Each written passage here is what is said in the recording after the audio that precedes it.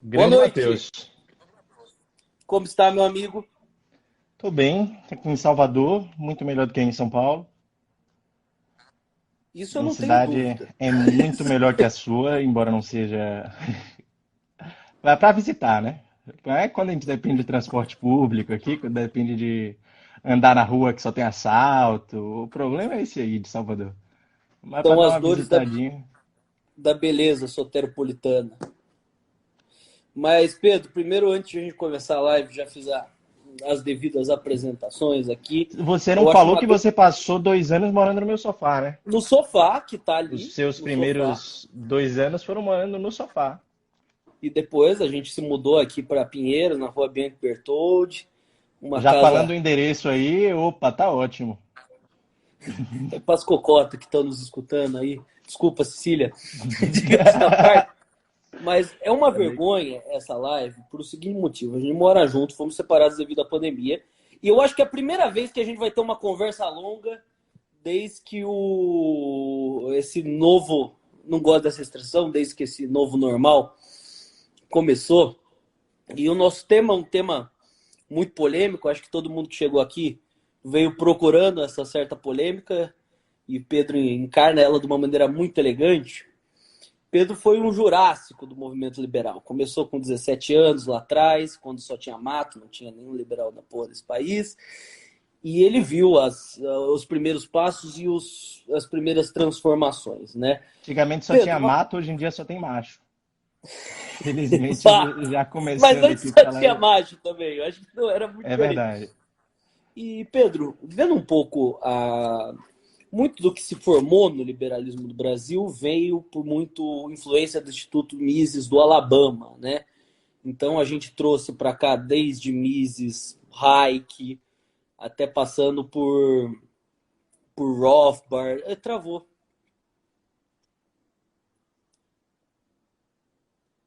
Pedro? Peraí, pessoal, a conexão travou. Problemas técnicos. Alguém comenta aí para saber se sou eu que não tô ao vivo, se é minha Não, internet que tá ruim ou é do tá, Matheus que tá. é a sua. É a É a sua. minha? É a sua. Perder toda a minha banda de 4G, mas vamos lá. Bem, vamos lá. Estava fazendo a pergunta, né, que você que viu os primórdios do liberalismo brasileiro, muito do que chegou ao Brasil e foi a matriz intelectual veio do Instituto Mises do Alabama, e trouxeram coisas boas, a gente não tem dúvida, Hayek, tal, tal, tal, mas muita coisa torta, né? A gente vê desde uma influência anarcocapitalista que se você pega ali no pé da letra, você vê algumas coisas muito estranhas, muito que flertam com o racismo, que faltam com direitos humanos. Como que você vê essa genealogia do liberalismo no Brasil? Ah, primeiramente, eu não falei boa noite aqui a todas as pessoas que estão assistindo, muitos amigos nossos que estão entrando aí agora. Um prazer saber que vocês estão assistindo a gente.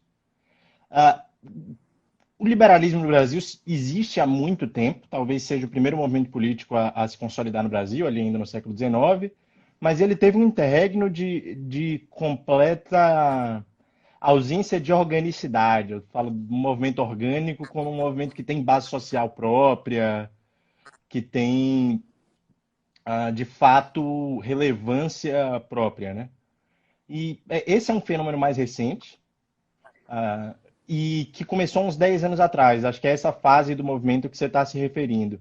Eu acho que um dos problemas fundamentais, hoje eu começo a amadurecer essa reflexão, vou começar a escrever isso nos meus próximos textos, já é uma reflexão que eu amadureço há algum tempo em rede social, escrevendo no Facebook, no Twitter. Vou começar a escrever agora na Infomani, na Gazeta, no Mercado Popular, de modo mais formal, porque eu acho que é cada vez mais necessário fazer essa autocrítica do liberalismo brasileiro. Um dos grandes problemas fundamentais, e você já levantou a bola porque você sabe que eu acho isso, é o modo como essa introdução ocorreu no Brasil, né? Essa excessiva relação com o Instituto Mises, com certo libertarianismo, que já é uma coisa diferente do liberalismo, né? São um pessoal mais radical do liberalismo, e um tipo muito particular de libertarianismo.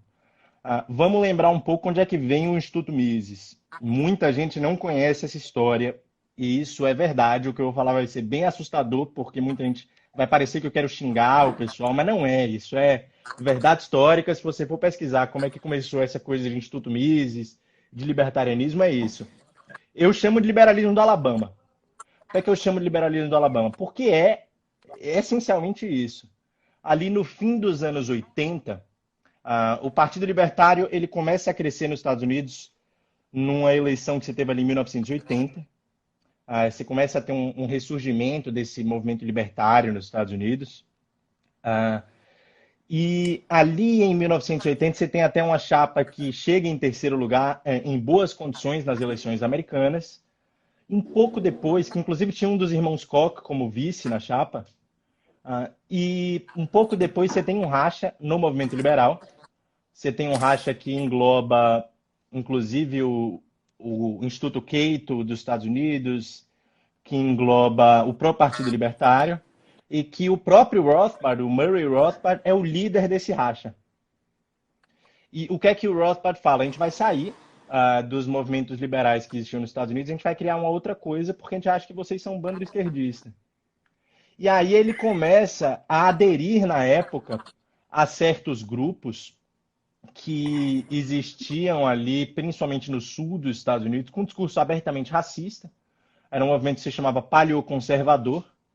E o Rothbard aderiu a esses grupos, né? O Rothbard começou a abraçar essas ideias. E claramente o Rothbard era um sujeito abertamente racista. Abertamente, assim, o Rothbard escreve que é um clichê politicamente correto da esquerda você dizer que os negros são iguais aos brancos. Porque ele escreveu isso em textos, assim, o cara era racista mesmo. E ele começa a adaptar a retórica liberal para esse tipo de público. E é aí que começa esse libertarianismo extremo, esse libertarianismo do PNA. Toda essa turma começa ali no fim dos anos 80, quando eles se mudam para o Alabama, inclusive fisicamente, o Instituto Mises que o Rothbard cria, ele fica lá no Alabama. Eles chegam especificamente nos primórdios do Instituto Mises a apoiar um candidato que era líder da Ku Klux Klan no Que era o Alabama, Dave Duke, né? David Duke. Ele, não lembro se ele se candidatou a governador do Alabama ou a presidente dos Estados Unidos. Então eles Presidente da criaram... República. Presidente da República. Eles criaram uma retórica anti-negros, abertamente. Assim, aquela retórica que colava com os negros do Alabama, os racistas do Alabama e do sul dos Estados Unidos. E ali, também vale lembrar que essa é uma coisa antiga do próprio Rothbard, vocês vão entender para que eu fiz essa digressão toda. Uma das principais mudanças teóricas que surgem com o libertarianismo é o quê? A liberdade deixa de ser vista como uma expressão da democracia liberal. Quer dizer, a democracia liberal deixa de ser a expressão política da liberdade, e a expressão política da liberdade passa a ser um conjunto de princípios abstratos que serviam como uma luva para defender os direitos dos estados do sul dos Estados Unidos de segregarem os negros. O Rothbard era um defensor da segregação desde o primeiro momento que ele começa a formular essa teoria libertária, e ele tem esses dois lados, né? Porque naquele momento você tinha ali as estruturas e as instituições da democracia liberal americana partindo para um caminho que era muito pró-segregação, abertamente pró-segregação, e esse grupo de ideias, o tal do libertarianismo, do PNA, super radical que o Rothbard cria, ele é inerentemente ligado com essa ideia de que a democracia não basta, o que a gente precisa fazer é aderir a certo conjunto de princípios que justificam inteiramente que na minha propriedade privada eu tenho o direito de segregar negros e brancos. Então, vai essas duas coisas ao mesmo tempo. Uma justificativa, um impulso de justificação das estruturas sociais que oprimiam, e eu acho que a gente pode usar esse tipo de palavra, é visto como preconceito por muitos liberais, né? Se fala opressão, se é necessariamente esquerda. Mas existem estruturas sociais que oprimiam minorias políticas nos Estados Unidos e existia uma grande justificativa do Rothbard falando, não, eu tenho o direito de ter opiniões preconceituosas ou discriminatórias, ou outra base do liberalismo, que é a tolerância, passa a ser abandonada ali naquele período. e também de uma crítica à democracia, como que certa ideia de liberdade abstrata que o Rothbard tem começa a predominar. E como é que isso chega no Brasil?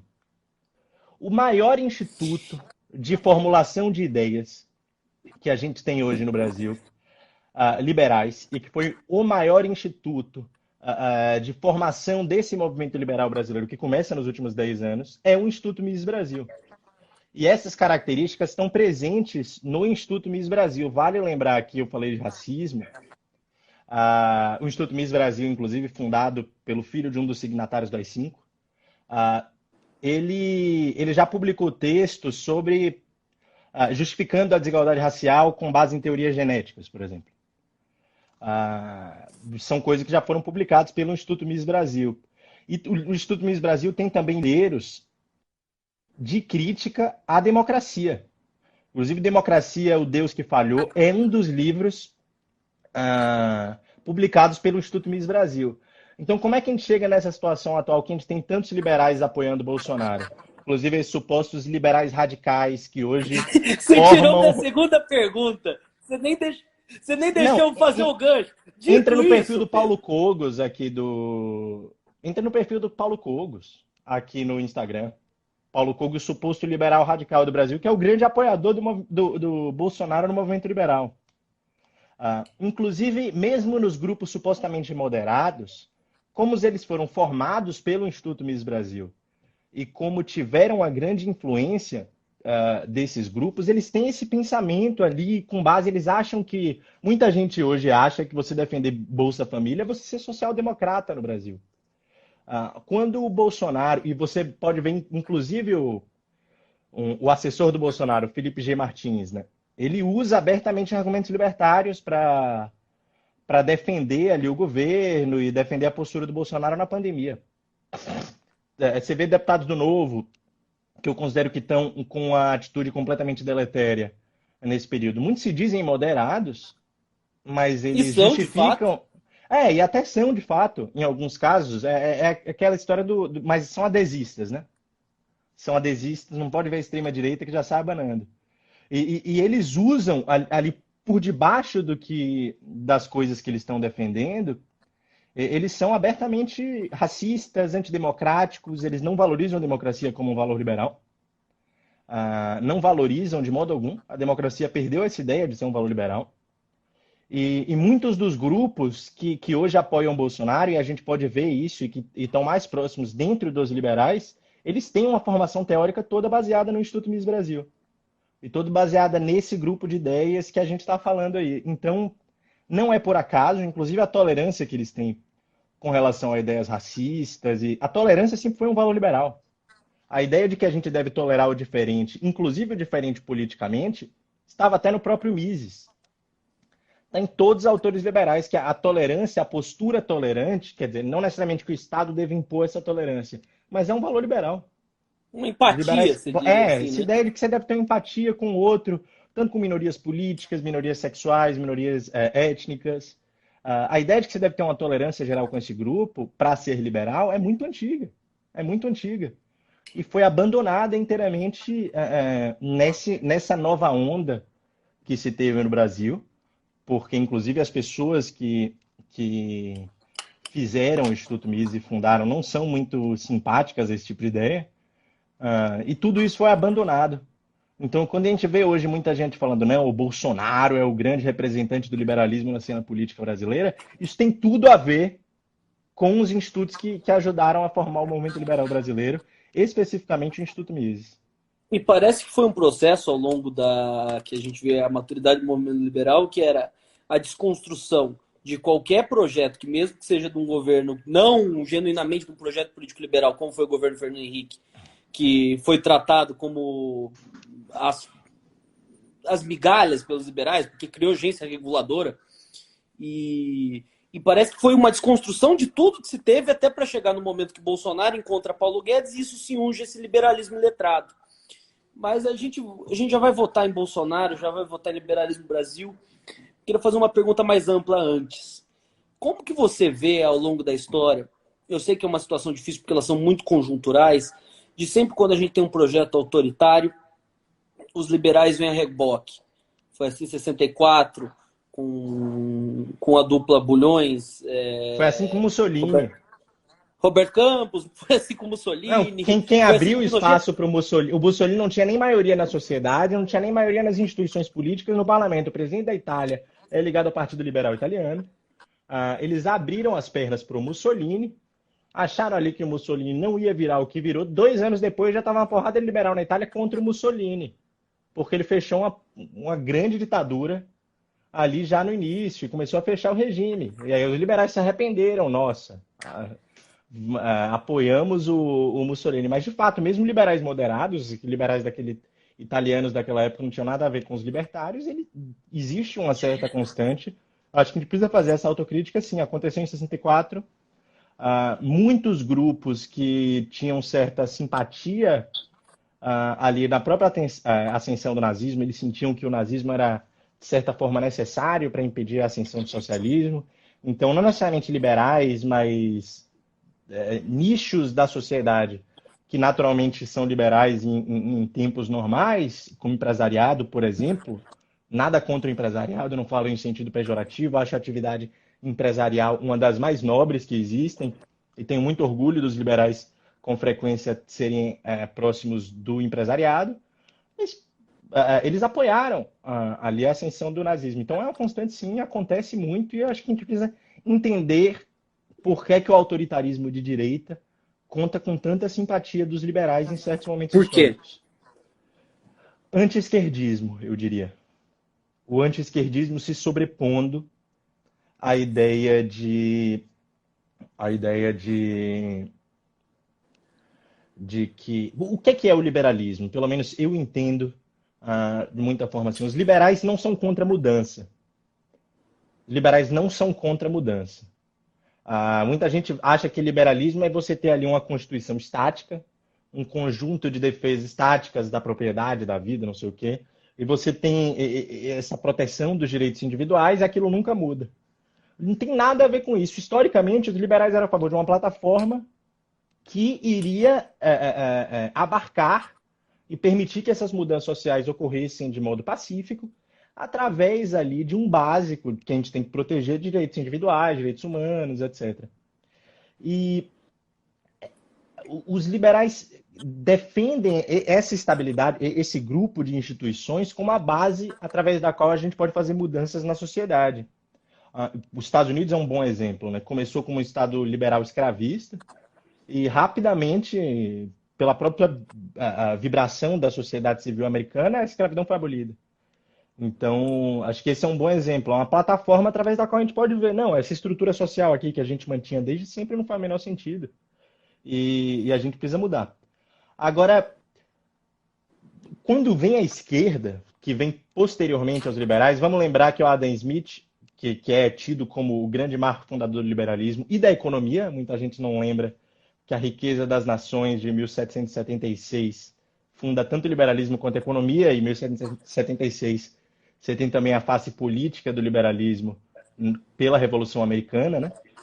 Então, o liberalismo nasce no fim do século XVIII. Já o Manifesto de Marx, salvo engano, é de 1848.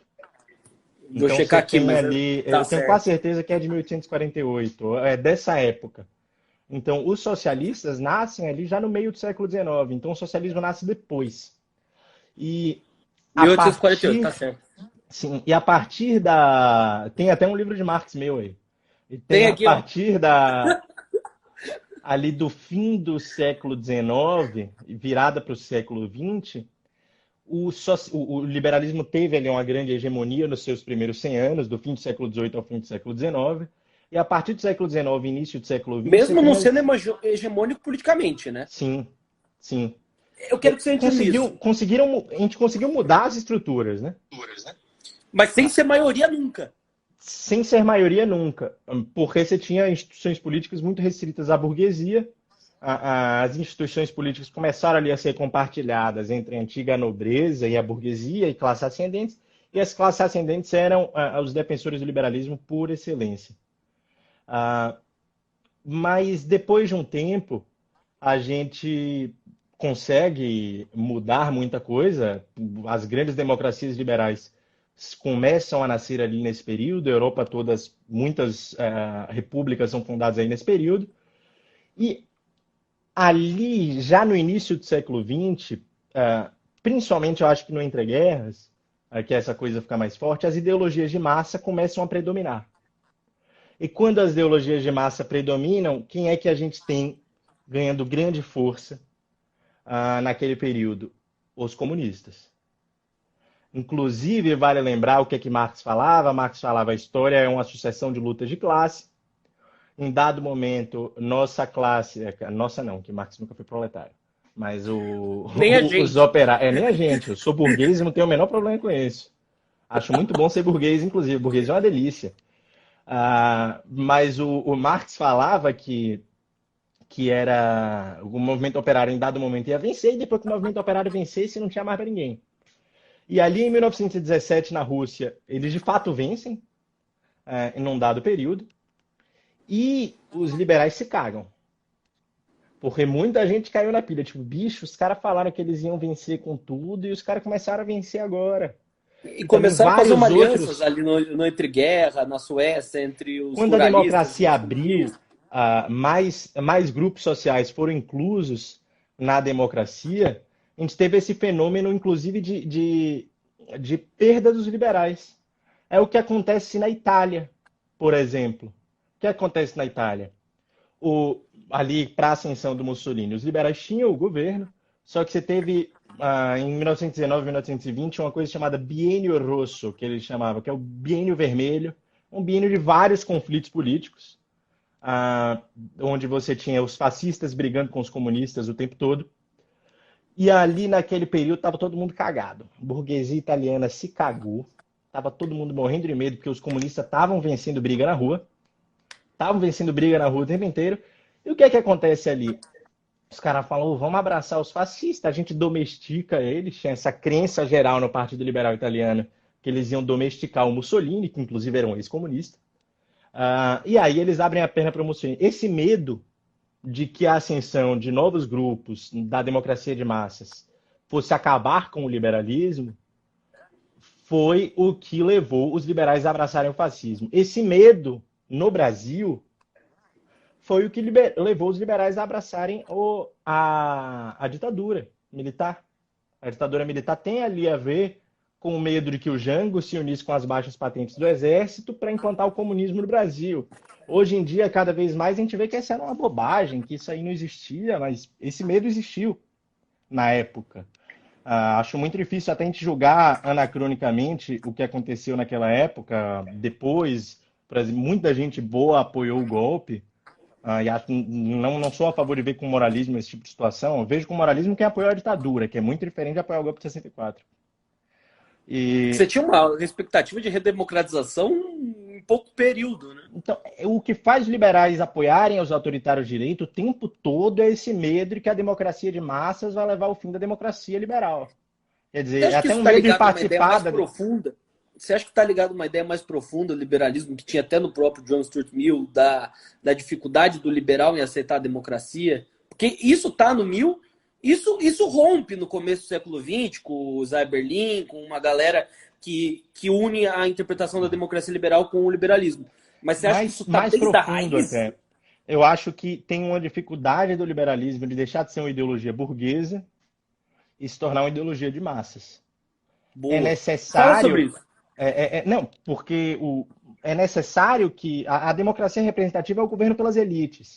Não necessariamente pelas elites do dinheiro, mas é um governo através de certos representantes, e é um governo onde se espera. Os liberais são os primeiros a defender a mudança, mas lembra, é uma mudança limitada, é uma mudança dentro de certo escopo. Escopo de direitos humanos, direito à vida, direito à propriedade, direito à livre expressão. Existe um grande medo de que você massifica essa democracia e você perde esse escopo básico. Então, eu acho que sempre existiu esse ceticismo de que a democracia acabasse destruindo a democracia liberal. E aí você vai para outro tipo de democracia de massas que não é necessariamente uma democracia liberal. E esse medo tá muito por trás disso, e acho que isso tem a ver também com essa ideia, tem esse segundo ponto de você expandir o próprio liberalismo, né? porque os liberais são, por essência, a ideologia burguesa. A esquerda não está errada quando diz isso, é um fato histórico. A relação entre a burguesia e o liberalismo é evidente há muito tempo. Você vê o Partido Novo, só tem burguês no Novo. Você vê o Daniel José, por exemplo, é um cara que nasceu pobre, é verdade, tem uma origem pobre. A Janaína Lima também, outra pessoa de origem pobre, mas se tornaram burgueses. O liberalismo é burguês por excelência. Existe uma dificuldade de se expandir para outras classes sociais, também de aderir a um discurso onde a gente consegue abarcar outros grupos. Por exemplo, me assusta que num país com a história do Brasil, a gente não tenha interpretações liberais sobre o racismo ou sobre o problema racial que seja. A gente não tem uma leitura liberal sobre esse assunto. A esquerda tem, a direita tem, os liberais não têm. Os liberais não têm. O Roberto Campos não falou nada sobre a situação dos negros no Brasil. Claro, falou muito sobre a situação do empreendedor no Brasil. Porque é uma ideologia que ainda é restritamente burguesa. E o grande desafio do O Cabral liberalismo... chegou aí. Cabral, tá pegando fogo. Assista até o fim, você vai gostar. E acho que o nosso grande desafio é um pouco quebrar as amarras dessa ideia da ideologia meramente burguesa para conseguir mostrar que os princípios liberais podem ser aplicados no interesse de outras classes sociais. E Pedro, por que você acha que o liberalismo é uma ideologia essencialmente burguesa e tem a dificuldade dessa popularização? Histórico. É uma razão histórica, principalmente. Eu não acho que está no conjunto de ideias. Eu não acho que está no conjunto de Não há ideias. nada no liberalismo que não permite coexistir com uma ideologia de massa, você quer dizer? Não vejo. Acho que, inclusive, pode ser formulado. Acho que é um esforço que a gente tem que... O que é que impede? Pelo contrário, inclusive, muita gente tem dificuldade de aceitar isso que eu estou falando, embora todo mundo, no fundo, saiba que o liberalismo é uma ideologia burguesa por excelência em termos históricos. Eu acho que a burguesia deveria ter orgulho disso, de criar o conjunto de ideias que mais deu certo na história política da humanidade, e deveria partir disso para outros rumos, para outras aspirações. Eu acho que essa é a grande contradição que a gente tem que superar no século XXI e que o movimento liberal tem que se mexer para mudar. Eu sou um raro defensor desse tipo de coisa. Muita gente acha que eu sou socialista só por estar falando desse tipo de coisa, e eu sou cada vez mais isolado no movimento liberal. Não participo mais de nenhuma organização além do Instituto Mercado Popular, que eu fundei, né? Então não tem como ninguém me expulsar. Mas acho que existe sim um desafio que a gente tem que criar, que é de superar essa raiz histórica, mas tem ali também um outro motivo. Que eu acho que é essencial também. A McCloskey, que está aí atrás de você, autora de 3 excelentes livros. Pega aí a McCloskey, só para recomendar ao pessoal. The Bourgeois Dignity. Os outros estão por E aqui. tem o mas Virtue também, mas você já pegou esse, você já mostra. É a trilogia burguesa da McCloskey, ela fala uma coisa muito interessante. O sonho do liberalismo, a utopia liberal, que é uma coisa que a gente perde na hora de falar, é a salvação da humanidade pelo aburguesamento universal. Quer dizer, a expansão da vida burguesa para todos. O que é a vida burguesa? É a valorização da educação, é a valorização de uma economia baseada em trocas, como base da superação das injustiças sociais. Então, o liberalismo é burguês também, porque ele defende que numa utopia, todos se tornem burgueses. É diferente dos socialistas que defendem que é o fim da burguesia. É o fim da burguesia. Não, o liberalismo, de certa forma, é a hegemonia da burguesia. Agora, falta um pouco a gente voltar e falar, não, a gente tem que incluir certas pessoas na burguesia. E o que é que a gente precisa fazer para incluir certas pessoas na burguesia? Esse é o desafio. Pedro, a gente vê as utopias liberais, né?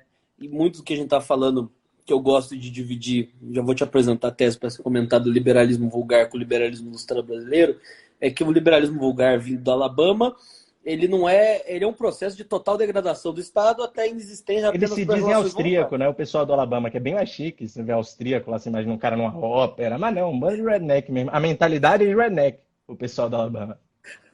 E do lado você está falando dessa utopia do total aburguesamento da sociedade. Você acha que isso poderia ser uma utopia mais sofisticado para o liberalismo brasileiro? Acho. E acho que essa é a nossa grande. Essa é a nossa grande norte, né? É para lá que a gente tem que caminhar, apontar a bússola para lá, e ir caminhando para isso. E eu acho que a ausência disso, a ausência. Perceba que certos grupos defendem essa universalização da burguesia quase através da criminalização de outros estilos de vida.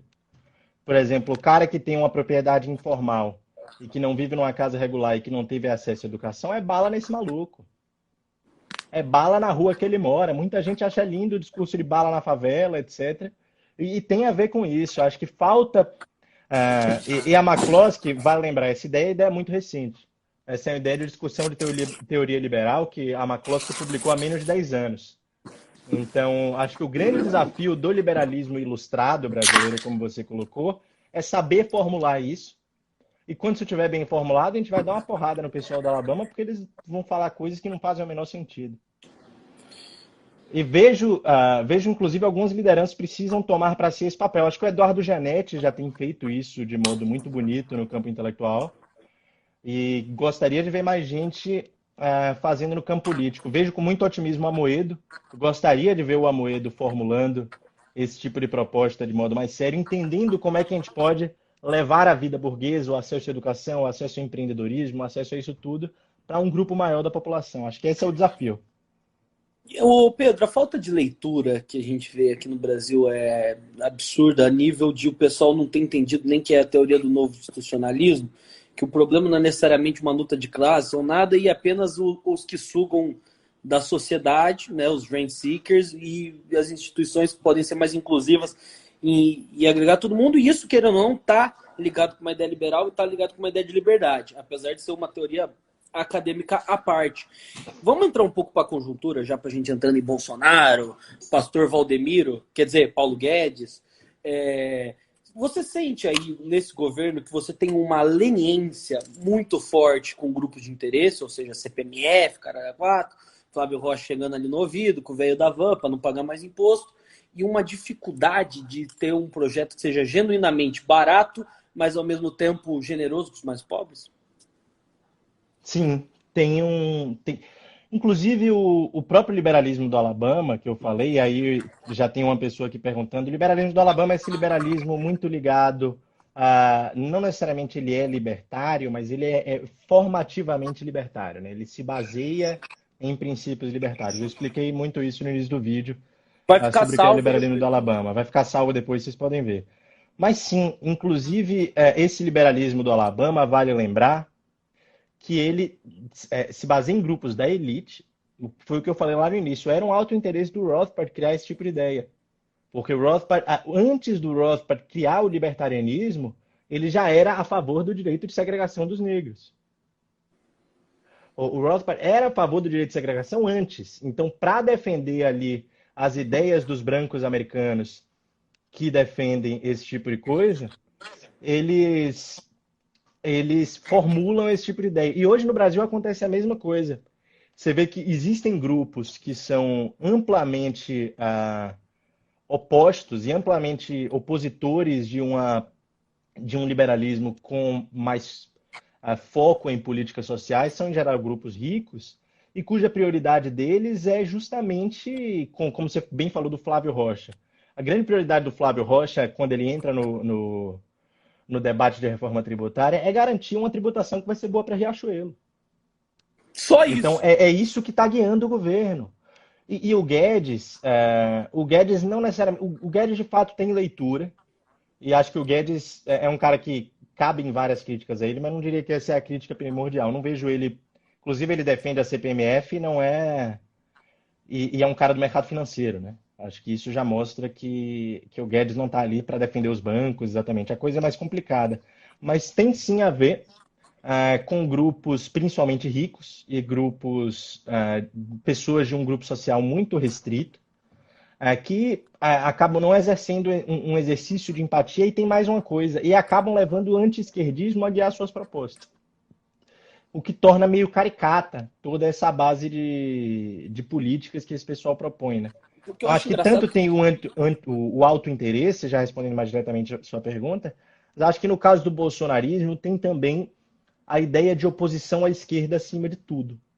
Ao invés de se opor à esquerda, porque a esquerda é terrível, e aqui eu estou falando como um cara que, antes de muitos desses liberais que apoiam o governo estarem aí, eu apoiava o impeachment. Pergunte ao seu Renan Santos do MBL, ao Kim Tem Kataguiri. artigo, é só Foi um dos botar ali primeiros, Pedro pode Menezes pesquisar na impeachment. internet. Foi um dos primeiros a defender o impeachment. Então eu não estou aqui defendendo a esquerda Eu de modo demorei algum. mais, você lembra? Lembro, você demorou um pouco mais mesmo. Agora eu não estou defendendo a esquerda de modo algum. Eu estou defendendo que a gente não pode guiar todas as notas faltas a partir do anti-esquerdismo, como faz o liberalismo guedista, o liberalismo bolsonarista, é terrível falar isso, não, o Tipo, o bolsonarismo. Bolsonaro. Mano, o liberalismo bolsonarista. Tipo, O Paulo Cogos tipo, é um exemplo. O Paulo Cogos é um exemplo disso.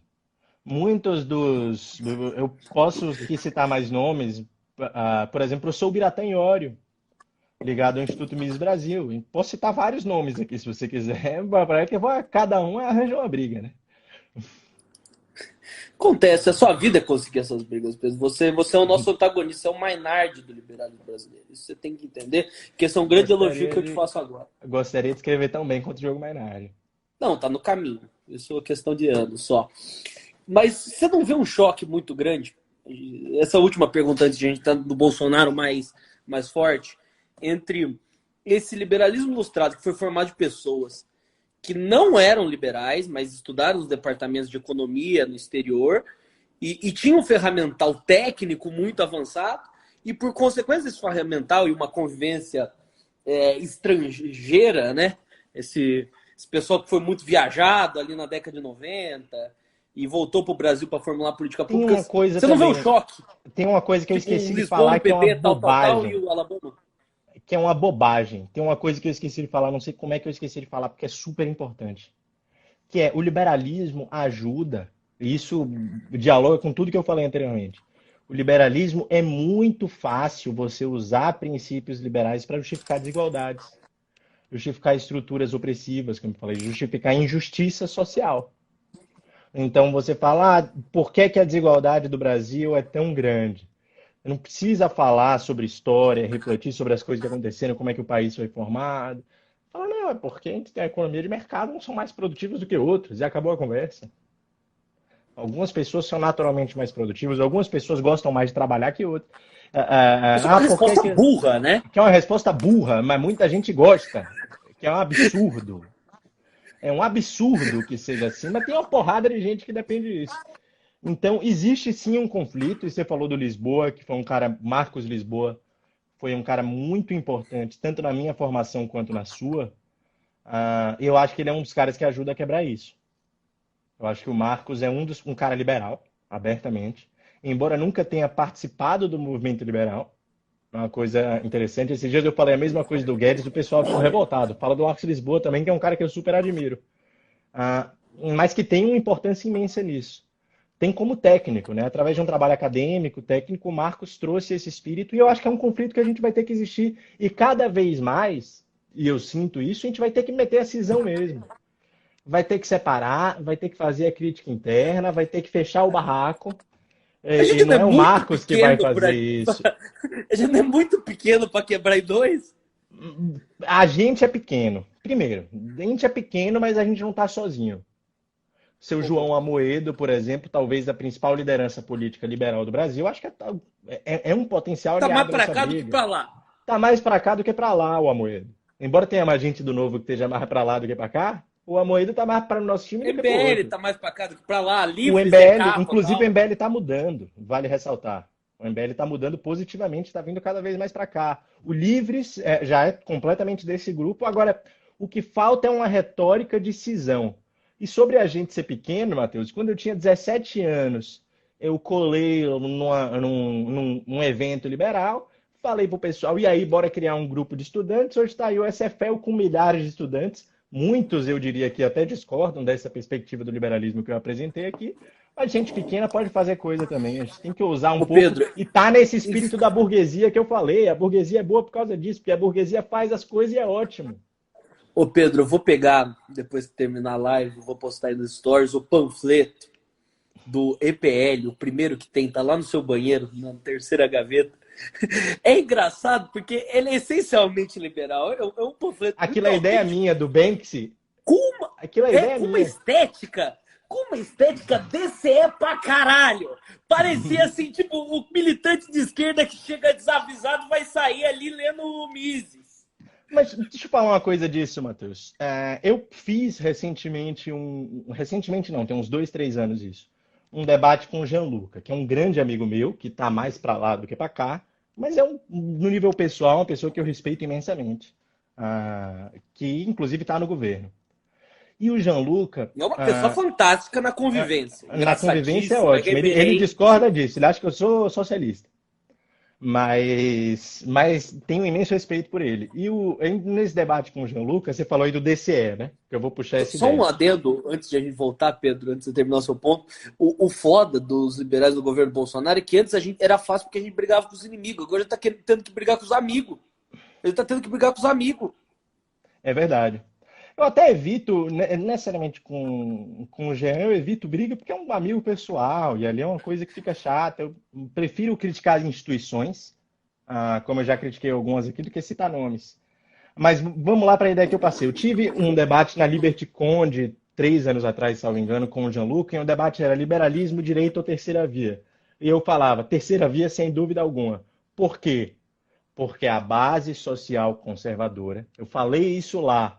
Infelizmente isso não foi gravado, porque eu acho que seria ótimo poder mostrar que eu falei isso em 2016, 2017. A base social conservadora, classe média, idosa barra de meia idade, extremamente resistente a mudanças, não vai ser capaz de liderar um movimento liberal brasileiro orgânico, de sucesso e essencialmente liberal. Esse pessoal não é liberal, eles são autoritários, eles são contra mudanças. E existem problemas nessa base. E aqui, que base que eu estou falando? Você tira uma foto de um protesto a favor do Bolsonaro na Paulista, você já vê exatamente esses grupos que eu falei.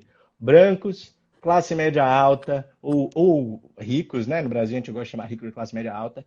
Ah, altamente escolarizados, mas não necessariamente lidos, e que são extremamente refratários à mudança. Geralmente ali o pessoal já entre os seus 40 e 60 e poucos anos. Não acho que o liberalismo brasileiro com essa base vai a lugar algum. Então, se com essa base não vamos a lugar algum, qual base devemos buscar? Eu acho que a gente tem que buscar uma base mista. A gente não pode abandonar a burguesia, não pode abandonar até às vezes esse grupo, esse perfil social, ele não pode se restringir a um perfil democrático, mas tem que buscar a juventude urbana. Tem que buscar a juventude urbana progressista. Esse é um grupo, os acadêmicos. A gente tem que Um buscar a poder de base mobilização social da muito forte esquerda. no médio prazo, né? A gente tem que buscar a base social da esquerda. E não está falando que a gente tem que virar a esquerda. É A completamente gente tem que diferente disso que eu cooptar estou as pessoas falando. que hoje estão indo para A a gente tem que esquerda. cooptar as pessoas que hoje estão indo para a esquerda. Eu acho que esse é o futuro que o liberalismo no Brasil pode ter. Eu falei isso naquele debate da Liberty Con de 2 ou 3 anos atrás, mas que acho que é um recado aí de como a gente partir para esse futuro é esse. De que E, como é que fazemos o pós-Bolsonaro? Precisamos disputar esses grupos. Pedro, uma coisa que eu observo na prática, no meu dia a dia, eu com seu primo e tudo mais dentro do novo, que é essa Acho que geração só um menos. último. Os Por favor. abolicionistas, os maiores liberais da história do Brasil, abolicionistas, Joaquim Nabuco, Luiz Gama, André Rebouças, eram liberais em boa parte e eram jovens universitários. O Castro Alves foi o quê? O Castro Alves morreu com 25 anos, não foi? Era um jovem universitário ali que queria mudar o mundo, É usava aquela nós, é energia da nós, é libido nós. dele para tentar mudar o mundo, e era isso, e tem que buscar esse grupo, que é É nós, é realmente uma esse classe grupo que alta, vai conseguir. uma classe alta que teve acesso a uma boa educação e se conheceu na faculdade querendo fazer cartinha. Não é muito diferente como a gente se conheceu, de passagem. É por isso que eu acho a política estudantil fundamental. E disputar o espaço da universidade é fundamental. É fundamental, porque é daí que vão sair essas coisas. E hoje, quando a gente olha o movimento, os empresários de 50 anos estão tudo abraçados com o Bolsonaro. Não, Quem tá numa postura mais crítica, ou são acadêmicos ou são estudantes. Em grande parte, isso que claro, eu ia você tem uma falar. exceção ou outra. Eu e o Marcelo, a gente vê isso muito dentro do novo. Geração abaixo de 30 anos. Tudo moleque bom. estudado, tal. Você pega alguns acima de 60, puta que pariu, os caras estão defendendo cloroquina matar pobre. Essa é a realidade. Mas É o Zeme e dado o esse metrô. disclaimer que eu falei. Você não pode falar isso, mas eu posso. É o Zeme e o metrô. Não é o Zé no metrô, eu tava pensando em outra pessoa. Mas pode ser. Talvez seja. Talvez pode fazer sentido o que você disse. Eu vou refletir com calma. Mas, Pedro, a última pergunta. Temos aí uns 5, 6 minutos para finalizar e nosso papo foi tão profundo que agora vamos para a superficialidade do dia a dia. Pode fazer outro aí. A gente marca outro dia e a gente bate um Óbvio que a gente papo vai aí. marcar outro. É uma das melhores lives até agora do Mercado das Ideias disparado. Muito obrigado. Mas o que eu ia te falar voltando. Chegamos 2020, Bolsonaro ainda tem 30% de aprovação. Os liberais foram para o governo, entregaram quase nada.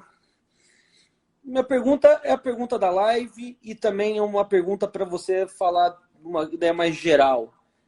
O Bolsonaro vai destruir o liberalismo no Brasil? Essa é a primeira pergunta. E a segunda é, como que você vê o governo Bolsonaro nos próximos 6 meses, 1 ano? Ele vai conseguir dar escalada autoritária? As instituições vão funcionar? Ou a gente vai ficar vivendo isso pro resto da vida? Até 2022, quer dizer, que é o resto da vida. O Bolsonaro ainda não destruiu. Ainda não destruiu.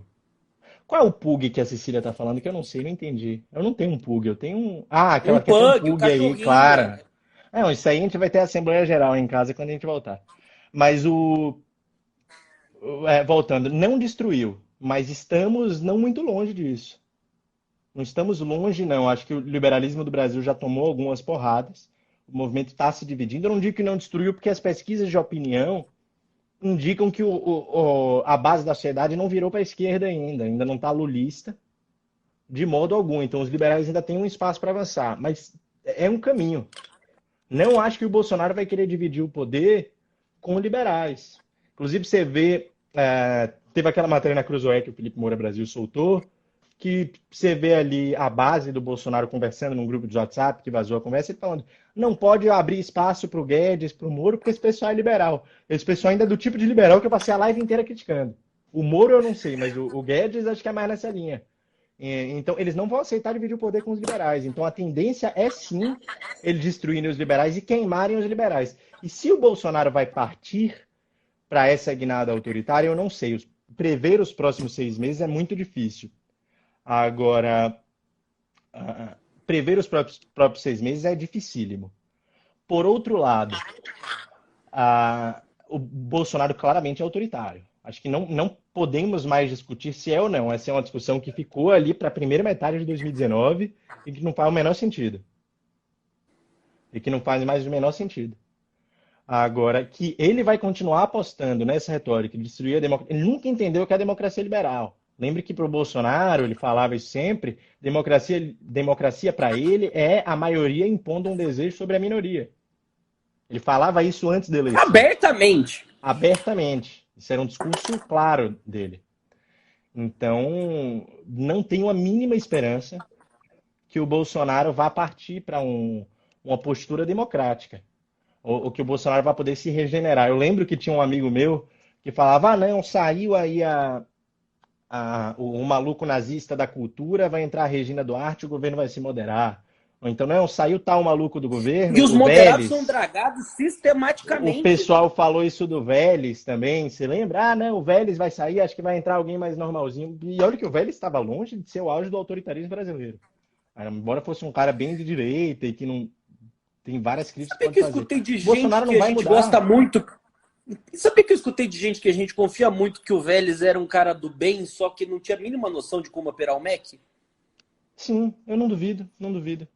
Acho que até fiz mal ao citar o Vélez. Eu falo Vélez porque ele era muito ligado ao alavismo. Mas o que eu digo é, as pessoas às vezes têm uma esperança, não, vai acabar a pandemia e o Bolsonaro vai moderar, vai virar liberal. Isso não vai acontecer, gente. O Bolsonaro é isso aí mesmo, o Bolsonaro é porão da ditadura. A mentalidade do Bolsonaro, acho que o professor João César Castro Rocha fala isso brilhantemente, a mentalidade do Bolsonaro é a mentalidade do porão da ditadura, que é aquela mentalidade do precisamos aplicar a doutrina de segurança nacional a inimigos internos, o direito de guerra aplicado ao inimigo interno, né? A pulsão de destruição, que o professor João César fala o tempo inteiro. A política do Bolsonaro é de destruir o oponente. Então, não existe como o Bolsonaro virar um democrata. Não existe, vai de encontro a tudo que o Bolsonaro defende. Você quer continuar, Matheus? O pessoal está pedindo para continuar, hein? Podemos continuar. O problema é que, como você já sabe, hoje meu dia foi uma panela de pressão aqui, mas podemos Mas você está continuar. ficando mais estressado ou menos estressado com essa live aí? Menos estressado, mas razoavelmente cansado. Então vamos fazer o seguinte.